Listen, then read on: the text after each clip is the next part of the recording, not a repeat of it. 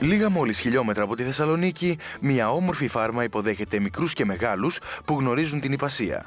Είτε επειδή καβαλούν πόνι, είτε επειδή έχουν μάθει στη σέλα των αλόγων, οργώνοντας τις γύρω περιοχές. Η Άννα προτίμησε την άμαξα πάντως για να κάνει τη συνέντευξη που θα της λύσει τις απορίες περί της ιππασίας.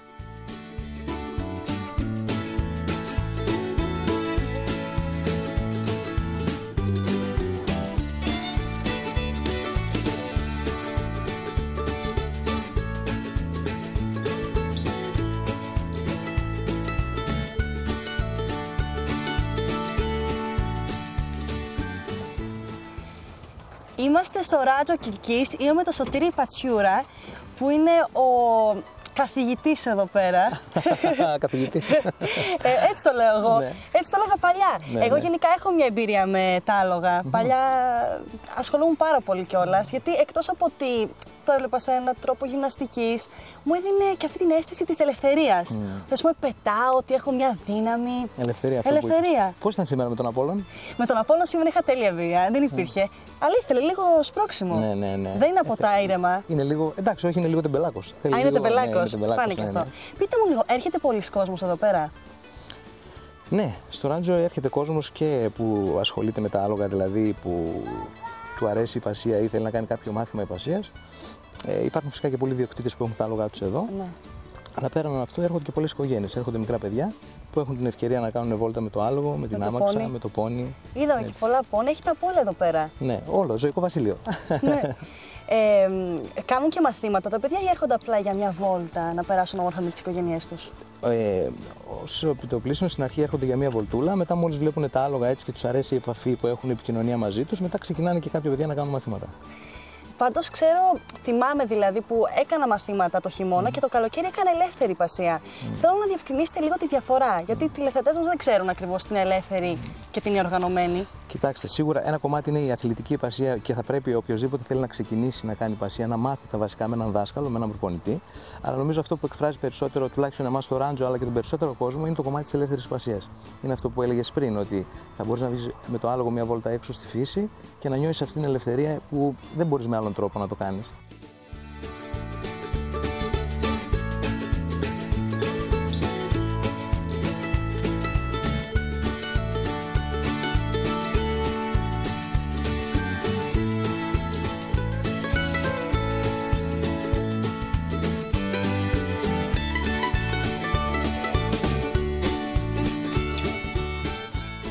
Λέγανε ότι είναι το σπορ των πλουσίων και αυτά. Εγώ νομίζω πως δεν ισχύει αυτό.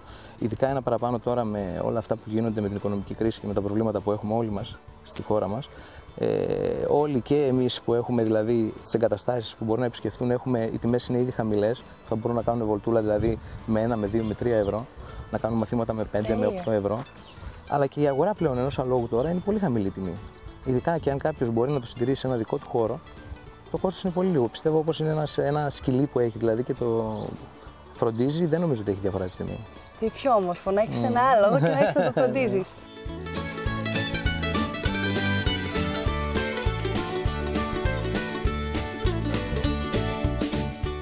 Πολλοί λένε ότι η ιππασία είναι και θεραπευτική. Δηλαδή, πολλοί που έχουν κάποιο πρόβλημα υγείας έρχονται, υπεύουν και μετά αισθάνονται καλύτερα. Ισχύει αυτό ή απλά? Αυτό που λες, Άννα, ισχύει και νομίζω είναι και το πιο σοβαρό σχετικά με την ιππασία. Δηλαδή, όχι απλά ισχύει. Παιδιά που έχουν κινητικά προβλήματα, είτε αυτισμό είτε οτιδήποτε τέτοιου είδους προβλήματα, με κάποιες δηλαδή ιδιαίτερες ικανότητες, η ιππασία τους βοηθάει να ξεπεράσουν πάρα πολλά προβλήματα. Καταρχήν, ενεργοποιούνται εμείς που δεν μπορούν με άλλον τρόπο γυμναστικής να το κάνουν.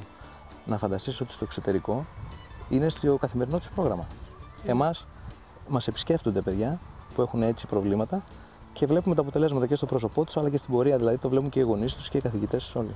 Ναι, έχω διαβάσει ότι το άλογο έχει μια άλλη επικοινωνία με τον. Ότι το άλογο καταλαβαίνει. Αισθάνεται το τι έχει επάνω του. Δηλαδή, αμέσως καταλαβαίνει. Γιατί τα παιδιά αυτά είναι τόσο αυθόρμητα και αμέσως το άλογο καταλαβαίνει και έτσι χαλαρώνει και αυτό. Μετά το κυριότερο είναι ότι έχει μια τρισδιάστατη κίνηση το άλογο.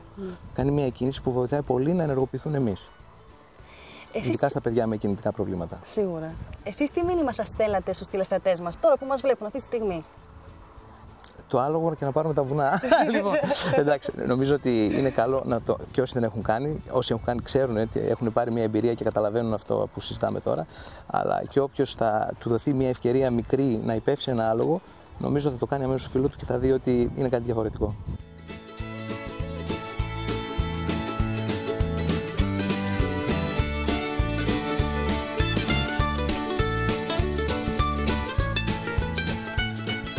Το άλογο είναι τόσο έξυπνο όσο λένε?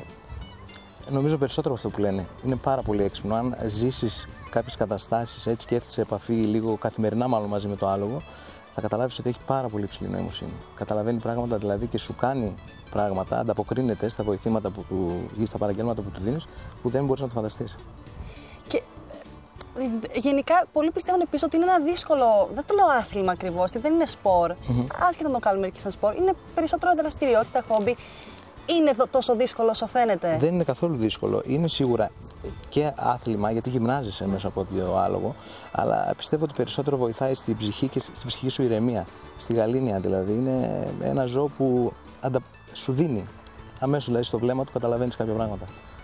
Σου μιλάει. Ναι, σου μιλάει έτσι. Πάντως είστε πάρα πολλά χρόνια δίπλα στα άλογα και θα ήθελα να μου πείτε ποιο είναι το πιο σημαντικό μάθημα που έχετε μάθει. Στα τόσα χρόνια που ασχολούμαι Άννα με το άλογο, αυτό που μου έχει δώσει δηλαδή, πιστεύω είναι ότι με έχει βελτιώσει πάρα πολύ και στο χαρακτήρα μου και έχω ξεπεράσει πάρα πολλές καταστάσεις στη σέλα ενός αλόγου. Έχω σκεφτεί τα πράγματα λίγο διαφορετικά και με έχει βοηθήσει να γίνω, πιστεύω, λίγο καλύτερος άνθρωπος. Πολύ όμορφο αυτό. Οπότε θα προτείναμε σε όλους τους τηλεθεατές μας Καλό θα είναι να το δοκιμάσουν όλοι. Ό,τι και να λέμε εμείς θα πρέπει να το κάνουν, να αποκτήσουν την εμπειρία για να καταλάβουν αυτά που λέμε. Ευχαριστούμε πάρα πολύ για τη φιλοξενία σήμερα. Περάσαμε πάρα πολύ όμορφα και σίγουρα θα ξανάρθω. Και πάλι ορίστε.